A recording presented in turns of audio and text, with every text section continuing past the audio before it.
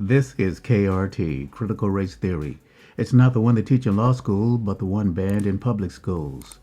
Frazier B. Baker was appointed as Postmaster of Lake City, South Carolina in 1897 under the William McKinley administration.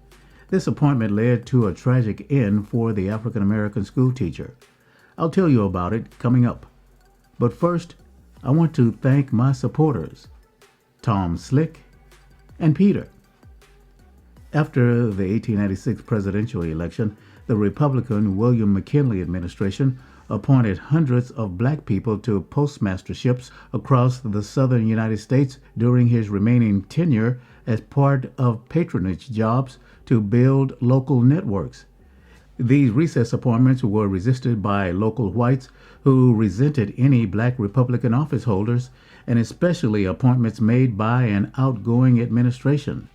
They claimed to fear that the increased political power of black postmasters would embolden them to proposition white women.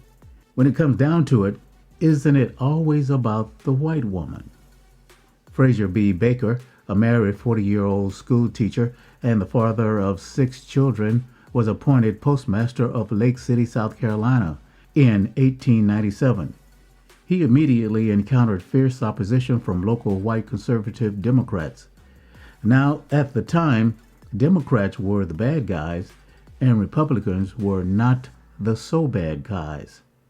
While the surrounding Williamsburg County was 63% black, Lake City was overwhelmingly white with fewer than a dozen black residents. Now, Baker was 40 years old, married and had 6 children, was a school teacher and a postman. I doubt he'd be foolish enough to go looking for a white woman to proposition in South Carolina in 1897. That would be suicide. I digress. Whites initiated a boycott of the Lake City post office and circulated petitions calling for Baker's dismissal. One complaint was that Baker, a member of the Colored Farmers Alliance, had cut mail delivery from 3 times a day to 1 after threats against his life were made. A postal inspector arrived to investigate the complaints and recommend that the post office be closed. In response, a white mob burned it down with the expectation that no one would rent space for use as a post office while Baker remained postmaster. But the government was able to get a space on the outskirts of town. However, a lessening of racial tension led Baker to send for his family in February 1898. But threats against his life were made as whites remained hostile to his presence. Baker communicated these threats to his superiors in Washington.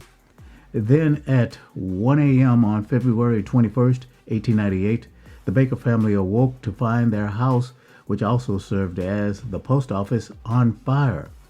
Frazier Baker attempted to put out the fire without success and sent his son, Lincoln, to find help.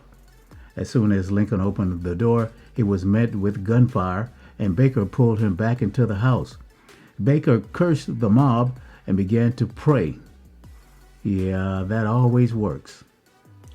As the fire grew, the heat intensified, and Baker turned to his wife, Lavinia, saying that they might as well die running as standing still. Now, right here is where one wonders, where was their protection?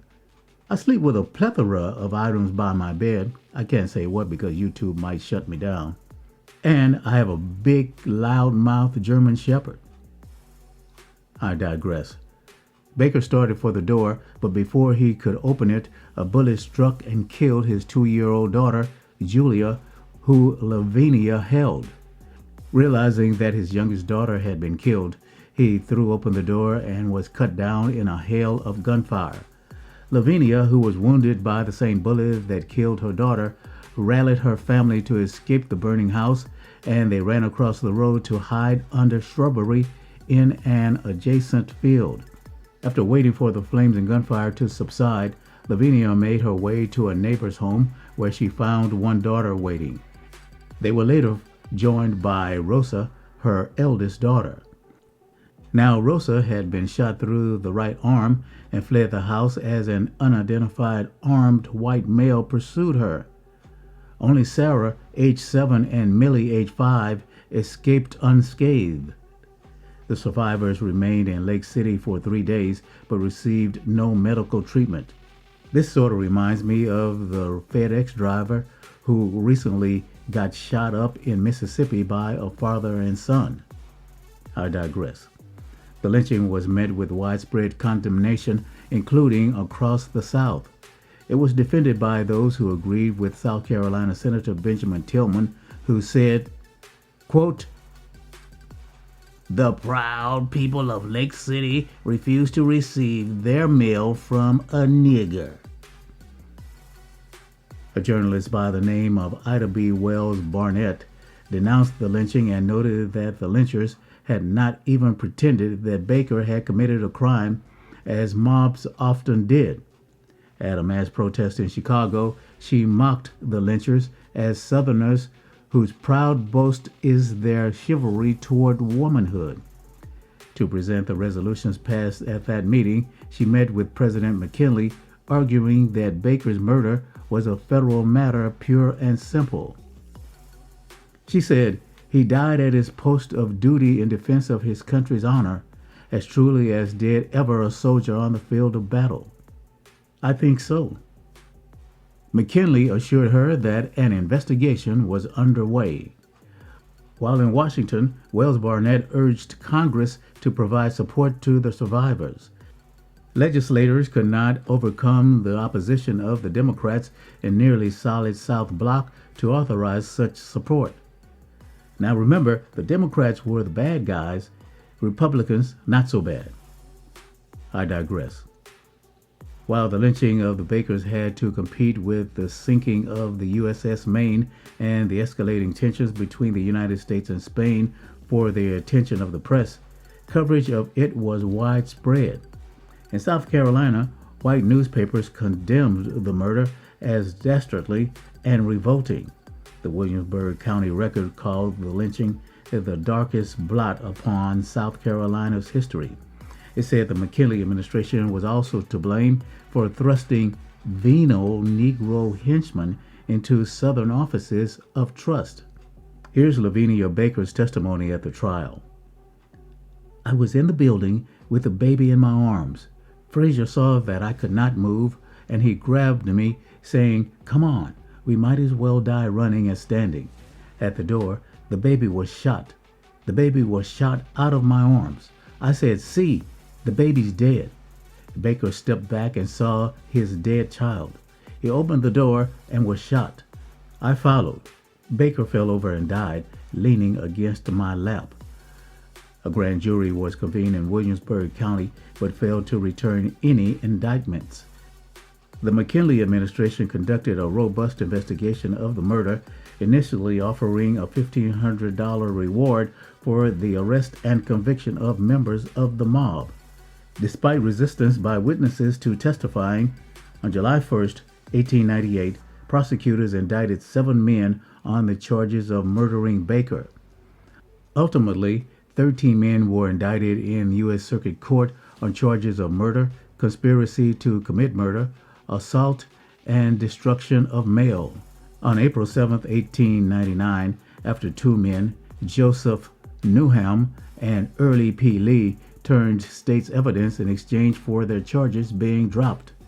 The trial was held on federal court from the 10th of April to the 22nd of 1899. The all-white jury was composed of businessmen from across the state. Newham, the prosecutor's star witness, admitted to starting the fire and identified 8 of the defendants as having participated in the murders. He expressed no remorse for the death of Baker and his daughter. Of course not, they had it coming. I digress. Another witness, M.B. Springs, identified Henry Stokes as the ringleader. Springs was ostracized in Lake City and was ultimately placed under police protection. Henderson Williams, an African-American witness, testified that he had seen armed white men at the post office on the night of the lynching.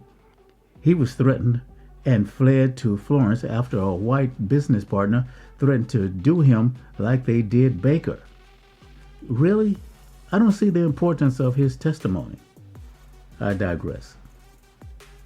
The jury delayed it for around 24 hours before declaring a mistrial.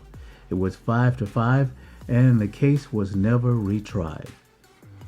Well, I'm surprised it was that close. After the mistrial, the white residents of Lake City requested the reopening of the post office and the restoration of mail services. This move was criticized by many African Americans as hypocritical, to say the least. This has been Critical Race Theory. Please like and subscribe. Leave a super thanks or buy me a coffee, and we'll see you next time.